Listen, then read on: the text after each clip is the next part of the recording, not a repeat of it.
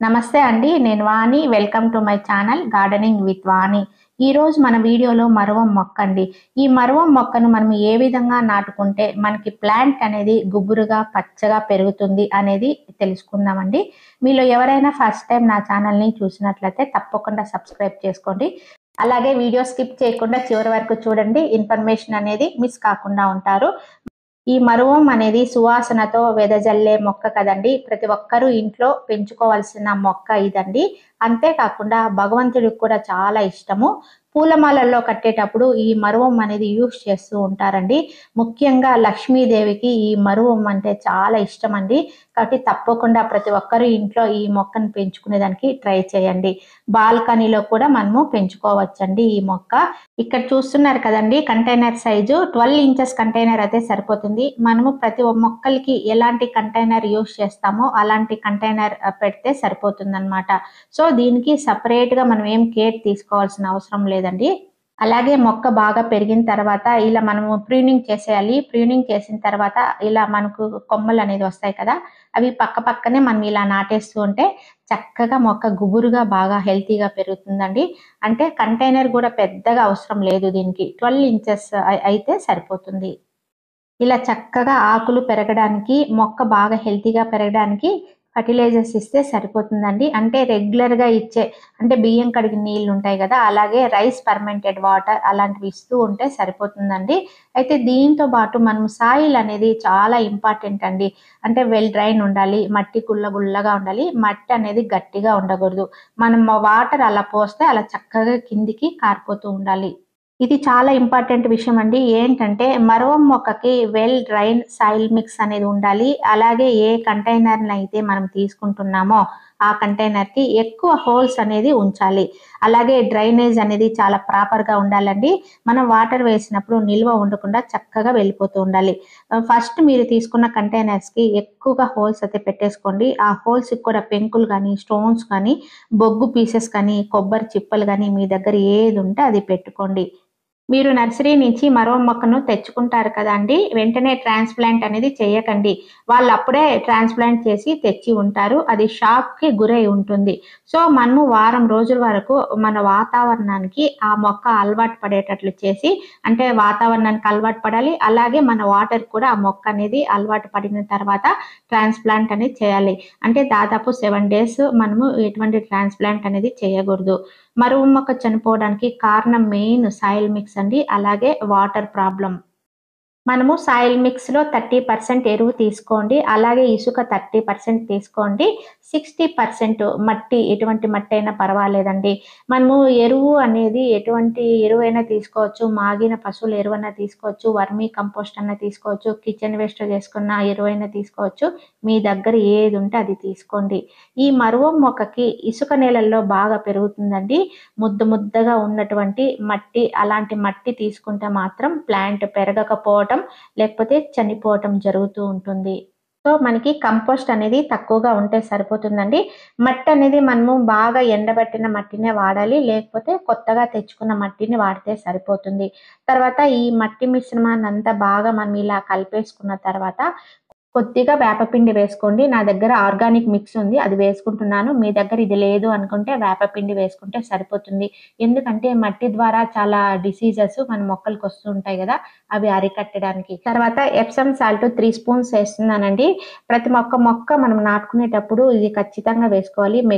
Magnesium sulphate కదా! So, ఇవన్నీ వేసిన తర్వాత మట్టి మిశ్రమంని ఇలా బాగా కలిపేసుకొని తర్వాత మనము మొక్కను నాటేసుకోవడమే. మెయిన్ మనకి సాయిల్ మిక్స్ అండి. అలాగే వాటర్ అండి. మనము ఈ కవర్‌లో నుంచి ఈ మొక్కను తీసిన తర్వాత సాయిల్ అనేది చెక్ చేసుకోవాలండి. వాళ్ళు నర్సరీ నుంచి తెచ్చినప్పుడు మట్టి ఏదైతే ఉందో అది గట్టిగా ఉందా లేదా? లేకపోతే మెత్తగా ఉందా? అనేది చెక్ చేసుకోవాలి. ఒకవేళ గట్టిగా ఉంది అనుకుంటే మనము ఆ ప్లాంట్‌ని 1 అవర్ అట్లా వాటర్‌లో ఉంచేసామనుకోండి మట్టంతా మెత్తగా అయిపోయి మట్టనేది రాలిపోతుంది. సో, అప్పుడు మనము ట్రాన్స్‌ప్లాంట్ అనేది చేసుకోవచ్చు. లేదా మట్టి లూజ్‌గా ఉంది అనుకుంటే మొక్కను మనము డైరెక్ట్‌గా నాటేసుకోవచ్చండి.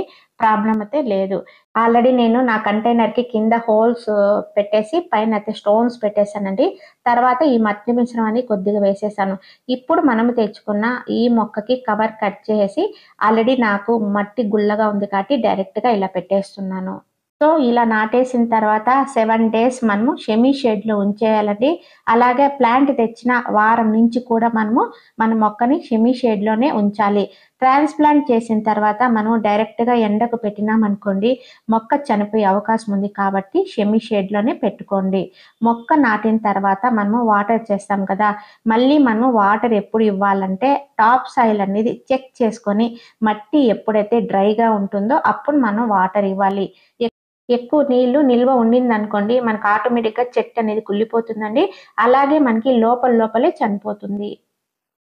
మెయిన్ మనకి ఈ మరువ మొక్కకి మట్టి, అలాగే డ్రైనేజ్ అనేది ప్రాపర్‌గా ఉండాలండి.